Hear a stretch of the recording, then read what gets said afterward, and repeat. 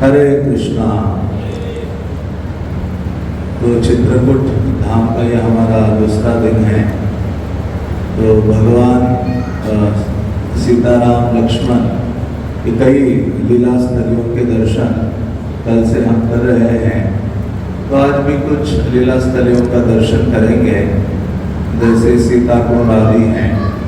बहुत सारे लीला स्थलियाँ हैं जिनको हम दर्शन नहीं कर पाएंगे, लेकिन फिर भी उन लीला स्थलियों का हमें स्मरण करना चाहिए और उनके बारे में संक्षेप में श्रवण करना चाहिए। श्रवण करने मात्र से ही उस लीला स्थली का दर्शन हम करते हैं कर्णों के माध्यम से, और दूसरा है उस लीला स्थली की जो कृपा है वह हम प्राप्त करते हैं। बल्कि शास्त्रों का ये मत है कि किसी भी आप धार्मिक स्थल में जाते हो या भगवत लीला स्थल में जाते हो तो वहाँ जाकर उस स्थान में बैठकर वो लीला का श्रवण करना चाहिए। जिसका वर्णन स्थल पुराणों में किया जाता है कि उस स्थल की जो महिमा है वहाँ जाकर श्रवण करनी चाहिए। लेकिन कभी कभी वो संभव नहीं होता है, लेकिन फिर भी जब हम श्रवण करते हैं तो ये माना जाता है कि उस लीला स्थली की कृपा को हम प्राप्त करते हैं। तो यहाँ कई स्थान हैं, जैसे सीता कुंड है। तो सीता कुंड वो स्थान है जहाँ सीता देवी निरंतर स्नान करने के लिए उस स्थान में जाती थी, और सीता देवी के चरण चिन्हों के दर्शन भी वहाँ हैं। और जो गोदावरी है, गुप्त गोदावरी, जहाँ हमने कल दर्शन किया था, वहाँ से वो जल सीता देवी के लिए, जो सीता कुंड यहाँ से नजदीकी है जहाँ हम रह रहे हैं, तो वहाँ गुप्त गोदावरी का जो जल है सीता कुंड में प्रकट हो जाता है और सीता देवी वहाँ स्नान करती हैं। और स्नान करने के पश्चात उसी स्थान में हवन कुंड है। वर्णन आता है कि सीता देवी ने वहाँ हवन कुंड अपने हाथ से बनाया, आज भी वो दर्शनीय है। और उस हवन कुंड में सीता देवी प्रत्येक दिन हवन किया करते थे और पूजा आदि करते थे। तो आज भी पुजारीगण हवन करते हैं या आते हैं वहाँ, और प्रतिदिन निरंतर रामायण का उच्चारण करते हैं। जैसे आज हम भरतकूप में भी जाने वाले हैं। भरतकूप वो कुआं है। जब भरत जी आए थे यहाँ भगवान राम को मिलने के लिए, तो उनकी इच्छा थी भगवान राम का राज्याभिषेक करो, उनका यहाँ अभिषेक करो। उसके लिए भरत जी ने बहुत सारा जल लेके आए थे अयोध्या से जब आए। और ऐसे नहीं कि किसी एक स्थान का जल लेकर आए थे, बल्कि सभी तीर्थों का जल उन्होंने एकत्रित किया था, और वो सारा जल लेकर भगवान राम के अभिषेक के लिए यहाँ पहुंचे थे। और लेकिन देखा कि भगवान राम तो तैयार ही नहीं है अभिषेक स्वीकार करने के लिए, और उन्होंने कहा कि आप ही राजा बनो, मैं तो स्वीकारूंगा नहीं। तो भरत जी क्या करते हैं, जितना भी जल उन्होंने लाया था वो उस जो कूप है, कुआं है एक विशाल, उसमें सारा डालते हैं। तो उस स्थान पे मंदिर भी है, भरत जी और मांडवी का विग्रह वहाँ है, जिनका लोग जाकर दर्शन करते हैं। तो वो भरत कूप है। और यहाँ सबसे महत्वपूर्ण है राम घाट, जहाँ सभी भक्तगण जाकर मंदाकिनी में स्नान करते हैं। क्योंकि उसी स्थान पर भगवान राम सर्वप्रथम जब चित्रकूट आए तो उन्होंने उसी स्थान पर लक्ष्मण सीता आदि के साथ स्नान किया था चित्रकूट में। और प्रतिदिन यहाँ संध्या की जो आरती होती है, मंदाकिनी की प्रमुख आरती, वो उसी राम घाट में होती है। तो राम घाट वो स्थान है जहाँ भगवान राम ने स्नान आदि किया और वहाँ निवास भी किया था। तो आज सुबह हम परिक्रमा के लिए गए थे, कामतगिरी की परिक्रमा की, और बहुत सुंदर, सबको अच्छा लगा परिक्रमा। हरि बोल। तो बहुत सरल थी परिक्रमा, और पूर्ण रूपी ने कई सारे मंदिरों के दर्शन हो रहे थे, और सब जगह भगवान राम के नामों का उच्चारण हो रहा था। तो भगवान राम ने उसी कामतगिरी के ऊपर तपस्या की है, इसलिए भगवान राम की ये तपस्थली कहा जाता है।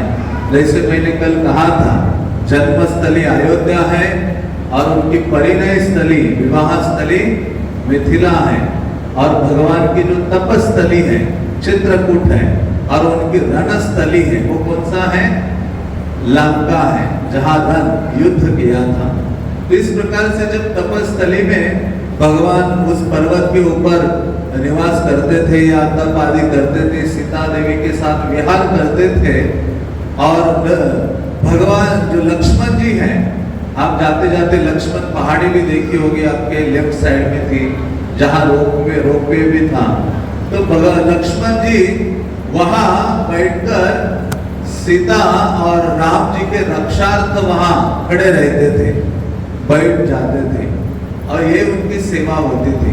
तो ये लक्ष्मण की विशेषता है कि लक्ष्मण जी ने पूर्ण रूपेण अपने आप को भगवान राम की सेवा में लगाया था, और कभी वो सोए नहीं थे। हम सुनते हैं ना, यहाँ हम जब करते तो भी नींद आती है, भागवतम में बैठते तो भी नींद आती है, ग्रंथ हाथ में लो तो भी नींद आती है, मतलब सारा प्रकोप हमारे ऊपर ही है।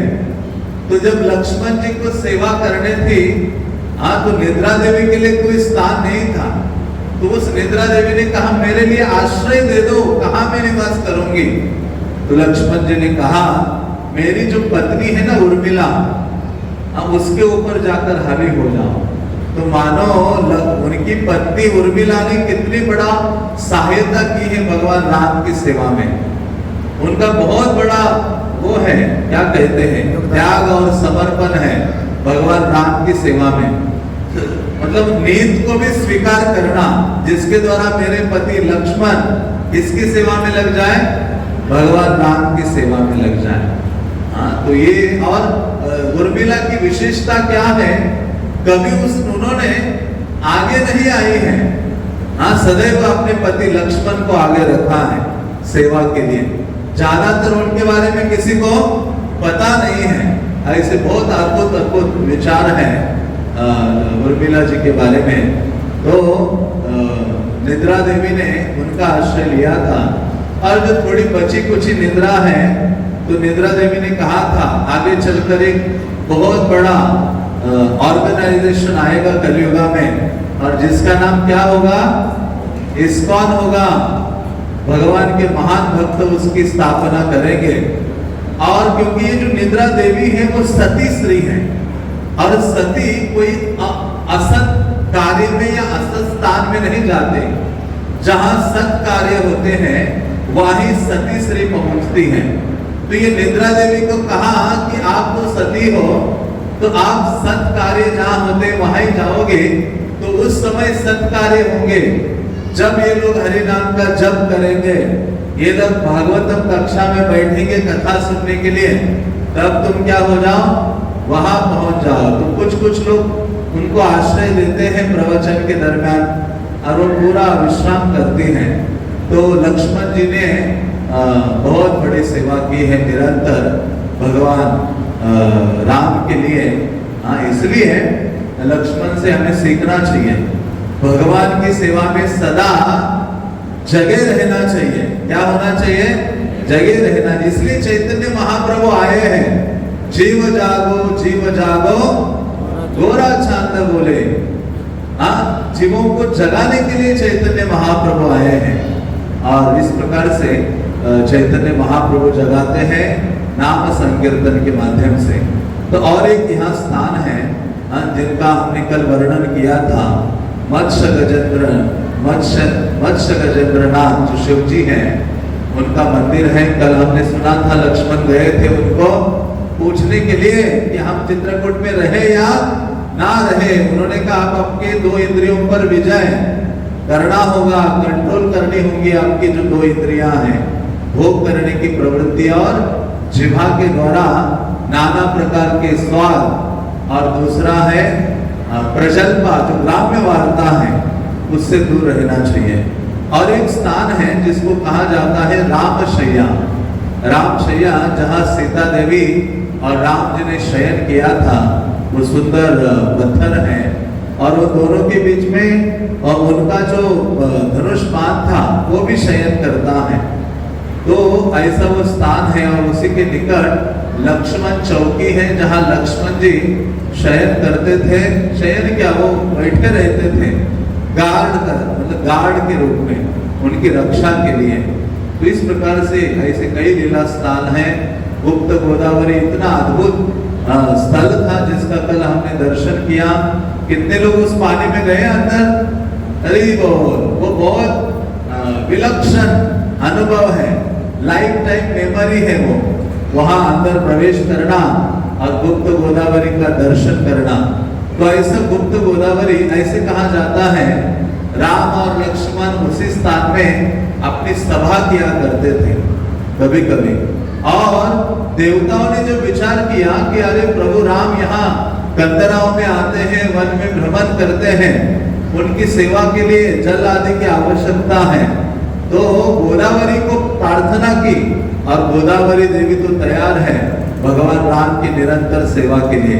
वही गोदावरी वहां नासिक में उनकी सेवा करती है और वही गोदावरी यहाँ प्रकट होती है केवल भगवान राम की सेवा के लिए। जैसे जगन्नाथपुरी आप जाओगे, जगन्नाथ मंदिर के अंदर गंगा और यमुना प्रकट हो गई है दो कूप के रूप में जगन्नाथ की सेवा के लिए। तो उसी प्रकार से यहाँ गुप्त गोदावरी प्रकट हुई है राम की सेवा के लिए।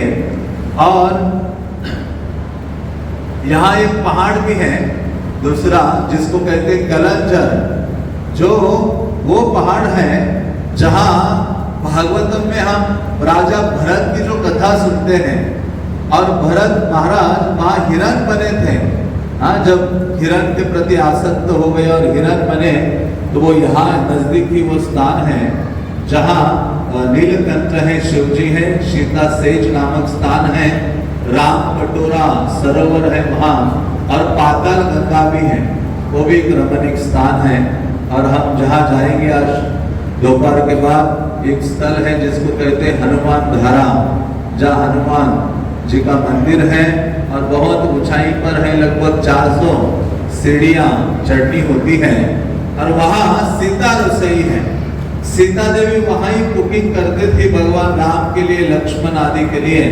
तो उस स्थान में सीता, राम, लक्ष्मण, हनुमान आदि के चरण चिन्ह है। और एक स्थान है जिसको कहते हैं सुतीक्षण आश्रम, जो मुनि थे, सुतीक्षण मुनि, रामायण में वर्णन है, भगवान राम उनसे मिलते हैं। उनकी विशेषता क्या है वो हमारे लिए महत्वपूर्ण है, उनकी जो शिक्षा है। सुतीक्षण मुनि की बहुत इच्छा थी भगवान राम का दर्शन करने के लिए, जिसको कहते हैं दर्शन लालसा। क्योंकि प्रभुपाद ने कहा जब तक हृदय में लालसा ना हो, आध्यात्मिक जीवन की जो सिद्धि है या पूर्णता है वो बहुत दूर है हमारे जीवन में। इसलिए हमें लालायित होना चाहिए। और लोग ये लालसा कैसी बढ़ेगी भगवान को प्राप्त करने की, भगवान के दर्शन करने की, तो वो कहते हैं लोभ साधु संगे हरि कथा। लोभ होना चाहिए साधु संग के लिए, हरि कथा के लिए, तो हमारे हृदय में लालसा प्रकट होगी भगवान के लिए, और वो बहुत आवश्यक है। रूप गोस्वामी कहते जन्म सुकृति ना लभ्यते, करोड़ों करोड़ों जन्म बिताता है तो भी ऐसी लालसा, भगवान को प्राप्त करने की लालसा व्यक्ति के हृदय में नहीं आती। लेकिन वो आएगी कैसे? साधु संगति के द्वारा। और हरि कथा का निरंतर श्रवण करते हैं तो हृदय में इतना लोभ, इतनी लालसा आ जाती है कृष्ण के लिए। तो ऐसे ये मुनि थे सुतीक्षण मुनि, जिन्होंने अगस्त्य मुनि से शिक्षा ली। और जब अगस्त्य मुनि से उन्होंने शिक्षा ली और बहुत थोड़े समय में इतने दक्ष हो गए सब चीजों में, और उनके हृदय में बहुत लोभ बढ़ा भगवान राम के लिए, उनके दर्शन के लिए, उनकी कथा आदि के लिए। तो ये जो उनके गुरु थे अगस्त्य मुनि, और ये शिक्षा प्राप्त करने के बाद सुतीक्षण मुनि ने कहा मैं आपके लिए कुछ गुरु दक्षिणा देना चाहता हूँ। आपने मुझे इतना सारा दिव्य ज्ञान प्रदान किया है, भगवत ज्ञान। तो अगस्त्य मुनि ने कहा नहीं नहीं, मुझे कोई आवश्यकता नहीं है, कोई गुरु दक्षिणा नहीं चाहिए। तो लेकिन इन्होंने कहा नहीं नहीं, आप तो स्वीकार कीजिए। तो अगस्त्य मुनि दूरदृष्टा थे, उन्होंने जब अपनी आंखें बंद की और देखा कि ये जो मेरा शिष्य है सुदीक्षण, ये साधारण नहीं है। आगे चलकर भगवान राम साक्षात इनको दर्शन देने के लिए आने वाले हैं, सीता देवी के समेत, लक्ष्मण जी के समेत। तो ये जो गुरु जी थे अगस्त्य मुनि, उन्होंने गुरु दक्षिणा के रूप में एक बड़ी विशेष चीज मांगी। क्या मांगा होगा कि जब प्रभु राम आपको दर्शन देने के लिए आएंगे ना, तो मेरा भी दर्शन करवाइए। वैसे होता है कि जो शिष्य है वो गुरु से याचना करता है, लेकिन यहाँ बिल्कुल उल्टा है। यहाँ मानो ऐसे नहीं कि अगस्त्य मुनि क्वालिफाइड नहीं थे, अधिकारी नहीं थे, लेकिन आचार्यगण क्या होते हैं, बहुत विनम्र होते हैं। हाँ, जैसे प्रभुपाद 34 स्कंद के तात्पर्य में लिखते हैं, जब ध्रुव महाराज वैकुंठ जा रहे थे विमान में बैठकर विष्णु दूतों के साथ, तो उस समय ध्रुव महाराज को अपनी माता का स्मरण हुआ आया कि मेरी माता के कारण मुझे भक्ति मिली है, भगवान की ओर जाने का मार्ग मेरी माँ की कृपा से मिला है, और मैं अभी इतना योग्य हो गया हूँ कि मृत्यु के सर पर पांव रख के मैं वैकुंठ गमन कर रहा हूँ। तो जब जा रहे थे उनको माँ का स्मरण आया, विष्णु दूतों को पूछा कि मेरी माँ कहाँ है? तो उन्होंने कहा देखो दूसरे विमान में आ रही है, आप जैसा भगवत भक्त पुत्र है, जब आपकी भक्ति के प्रभाव से आपकी माता भी वैकुंठ जगत जा रही है। तो प्रभुपाद जब ये भागवत में वर्णन हो रहा है, तो उसके तात्पर्य में प्रभुपाद कितनी विनम्रता प्रकट करते हैं। प्रभुपाद कहते हैं मेरा भी कोई ऐसा शिष्य हो जो मुझे भगवत धाम ले जाए, जिस प्रकार से ध्रुव महाराज अपने माता को ले जा रहे हैं। तो ऐसा नहीं है कि प्रभुपाद को कोई उनका शिष्य ले जाएगा। प्रभुपाद पूरे ब्रह्मांड को ले गए हैं, भगवत धाम पहुंचा दिए हैं, कितने ब्रह्मांडों का उद्धार कर दिया है। हमारे आचार्य कहते हैं, अरे गौरांग महाप्रभु के भक्तों के बारे में क्या बताओ आपको, ब्रह्मांड तारिते शक्ति धरे जने जने। चैतन्य महाप्रभु के भक्त इतने पावरफुल हैं, एक एक भक्त एक एक ब्रह्मांड को तारने का सामर्थ्य रखता है। लेकिन गौरांग महाप्रभु के भक्तों की एक और विशेषता क्या है, दृढ़ादपि सुनीचेन दरोरपि सहिष्णुना अमानिना मानदेना कीर्तनीय सदा हरि। महाप्रभु के भक्त की पहचान यही है, विनम्रता का भाव। हमारे परंपरा के आचार्यों के चरित्र आप देखो, सबसे अधिक उनके जीवन में विनम्रता का जो भावना है वो झलकता है। तो इस प्रकार से जब अगस्त्य मुनि ने ये कहा, तो सुदीक्षण जो मुनि थे वो निरंतर बैठकर यहाँ चित्रकूट में भगवान का ध्यान कर रहे थे और निरंतर भगवान के नामों का जप कर रहे थे और बहुत लालसा व्यक्त कर रहे थे। दिन रात कई ऐसे वर्ष बीते, भगवान राम का जो नाम है उन्होंने छोड़ा नहीं, निरंतर हरि नाम करते रहे। हाँ, तो हम थोड़ा सा 1-2 माला करते, 16 माला करते, तो हमें लगता है कि हमने भगवान को खरीद लिया है। हाँ, लेकिन यहाँ ऐसे ऐसे महत गण हुए हैं जिन्होंने भगवान नाम को निरंतर उच्चारण किया है। हरिदास ठाकुर का उदाहरण हम सुनते हैं। तो ऐसे जब नाम निरंतर ले रहे थे, उनकी आंखें बंद थी, एकाग्र थे, दिव्य दर्शन की लालसा थी, तो उसी क्षण कई वर्षों के पश्चात भगवान सीता राम लक्ष्मण उनके समक्ष आते हैं और भगवान राम आगे आकर उनके सामने खड़े हो गए, उनको आवाज दे रहे हैं, सुदीक्षण सुदीक्षण। सुदीक्षण क्या है, मग्न है भगवान का नाम जप करने में। अरे भगवान सोचने लगे मैं सामने आया हूँ, आंख नहीं खोल रहा है मुझे देखने के लिए, क्योंकि भगवान को निरंतर अपने हृदय में देख रहे थे। यम श्याम सुंदरम अचिंत्य स्वरूपम, कहते ना, प्रेमांजन चुरित भक्ति विलोचनेन संता सदैव हृदयेषु विलोकयन्ति। संतगण अपने हृदय में भगवान का दर्शन निरंतर करते हैं, हरि नाम का जब उच्चारण करते हैं। हमारा विपरीत है, हम जब जप करना शुरू करते हैं तो दूसरा टेलीविजन चालू होता है। हाँ, लाइव टेलीकास्ट पता नहीं, पूरा भूतकाल, भविष्य काल, वर्तमान काल सारे 3 काल सामने चलते रहते हैं। तो इसलिए जब ये जो मुनि थे, वो निरंतर भगवान का दर्शन कर रहे थे, नाम कीर्तन कर रहे थे, तो भगवान ने कहा अरे सुदीक्षण, देखा वो मग्न है। तो भगवान ने जो हृदय में दर्शन दे रहे थे, भगवान उनके हृदय से आप प्रकट हो गए। और जैसे आप प्रकट हो गए, उन्होंने अपनी आंखें खोली तो सामने क्या देखा? प्रभु श्री राम को उन्होंने दर्शन किया और इतने आनंदित हो गए, भगवान राम के चरणों में गिर गए, उनको वनमाला धारण कराई, उनको स्तुति गान किया और अपना जो आश्रम था उसका भ्रमण कराया। भ्रमण, भगवान ने उनके आश्रम का दर्शन किया और दर्शन करते हुए देखा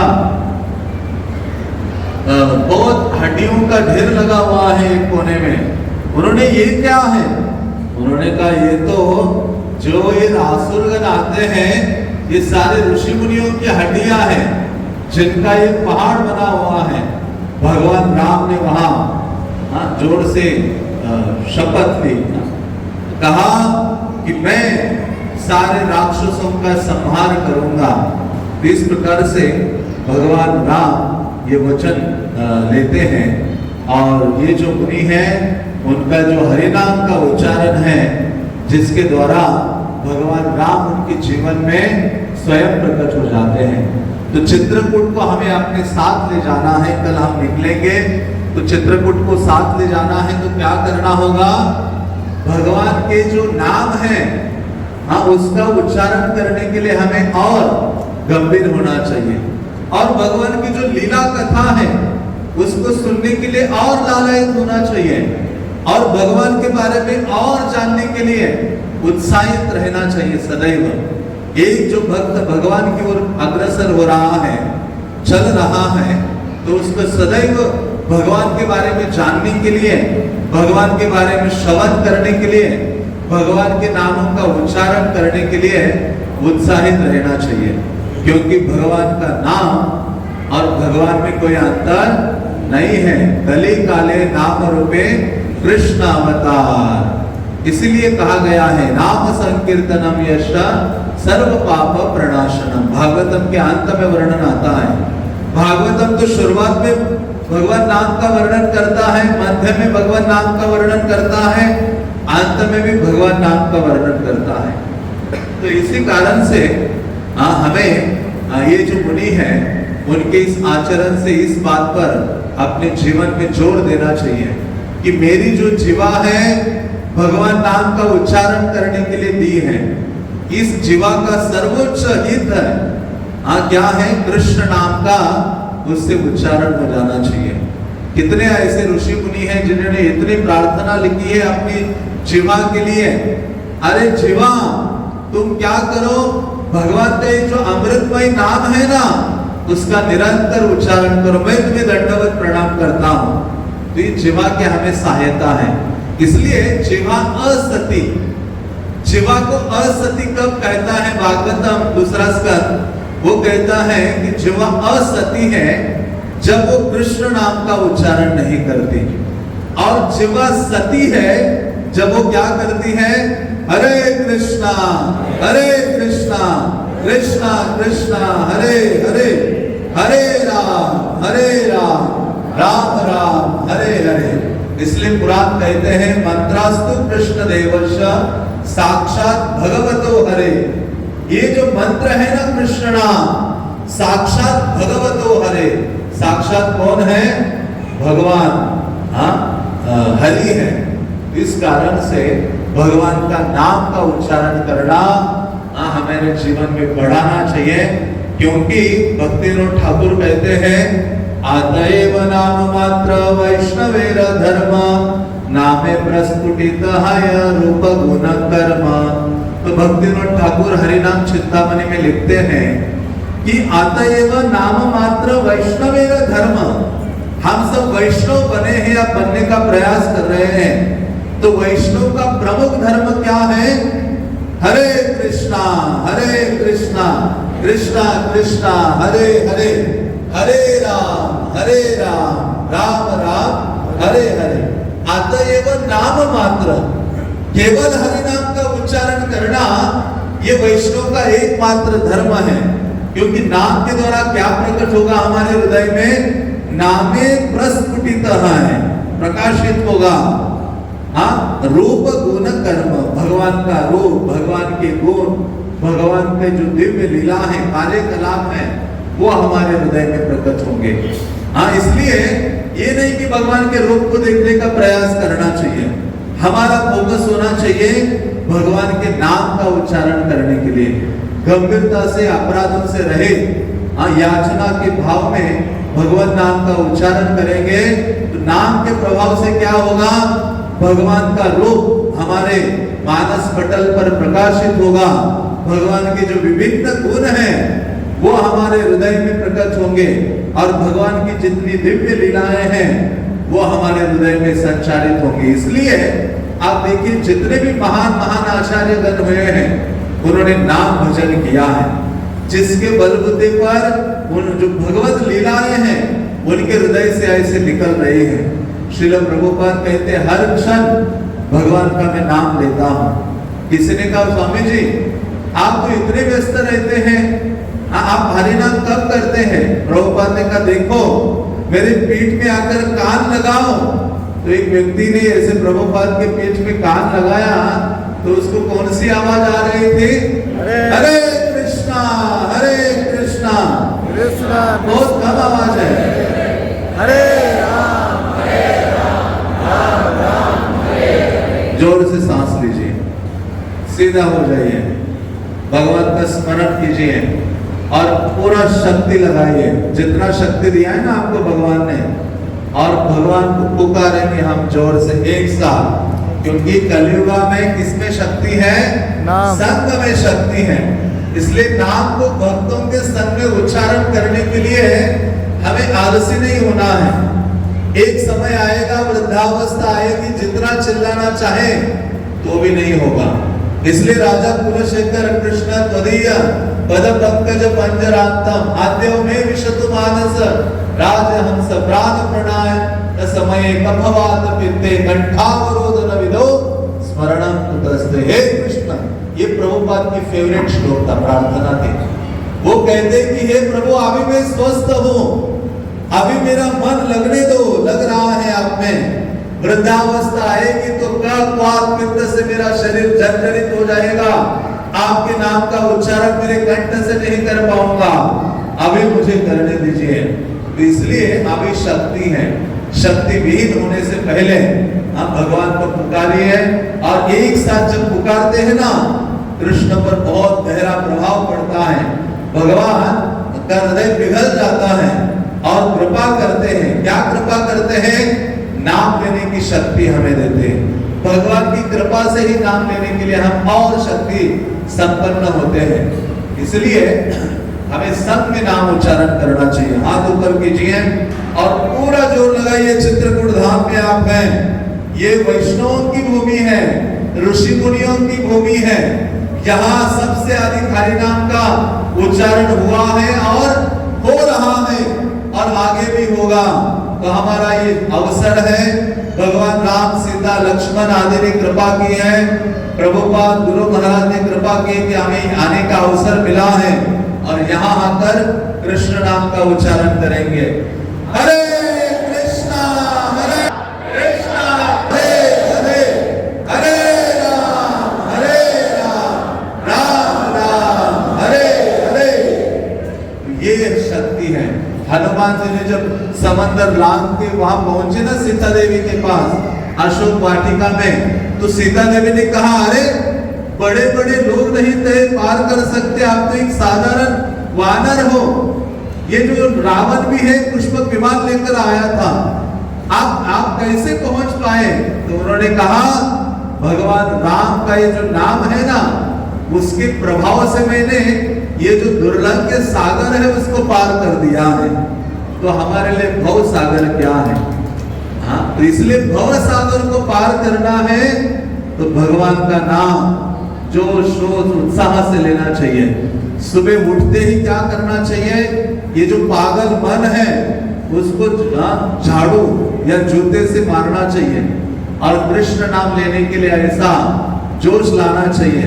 और जोश आता है आचार्यों को प्रार्थना करके, हरिदास ठाकुर, गुरुदेव, प्रभुपाद, भक्ति विनोद ठाकुर, भक्ति सिद्धांत सरस्वती, गौरांग महाप्रभु, नित्यानंद प्रभु, अद्वैत आचार्य, जितने भी इनका स्मरण करे, नाम उच्चारण करे।